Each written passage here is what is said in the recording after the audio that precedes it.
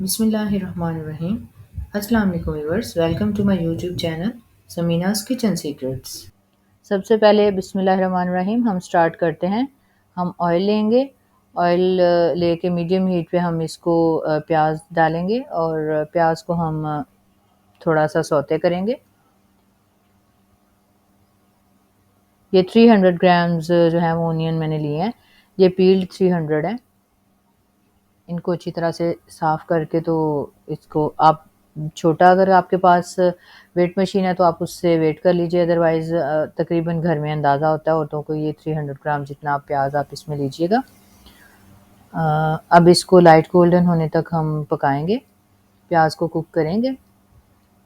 آپ نے اس کی آنچ جو ہے وہ میڈیم رکھنی ہے، بہت تیز آنچ نہیں کرنی، تیز آنچ کریں گے تو اس سے پیاز بھر ایک سائڈ سے جل جائے گا، تو اس کا جو ٹیسٹ ہمیں ریکوائرڈ ہے وہ پھر ہمیں ٹیسٹ گیٹ نہیں ہوگا۔ اس لیے آپ اس کی ہیٹ جو ہے اس کو میڈیم ہی رکھیے گا۔ دیکھیے اس طرح سے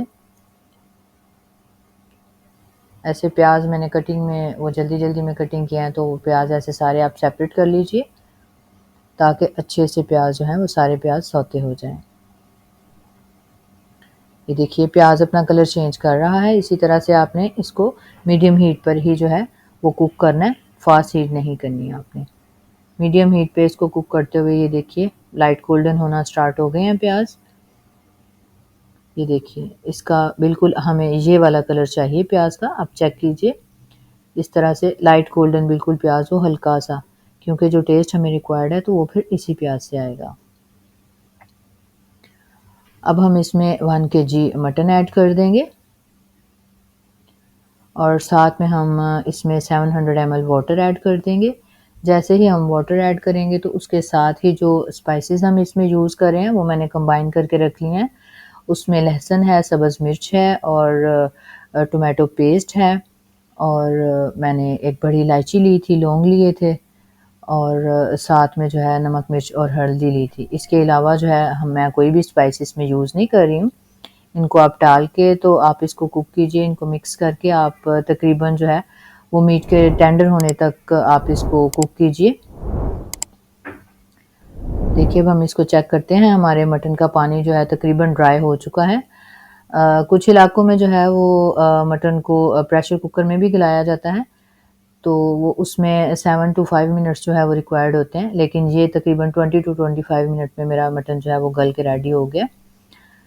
تو اس طرح سے آپ اس کو چیک کر لیں، جب مٹن اس طرح سے گل جائے، اس میں تھوڑا سا بھی پانی ہے، ہم اس کو مزید کوک کریں گے تاکہ اس کا جو پانی ہے وہ ہمیں سارا اس کا واٹر ڈرائی کرنا ہے، اس کے اندر واٹر نہیں ہونا چاہیے۔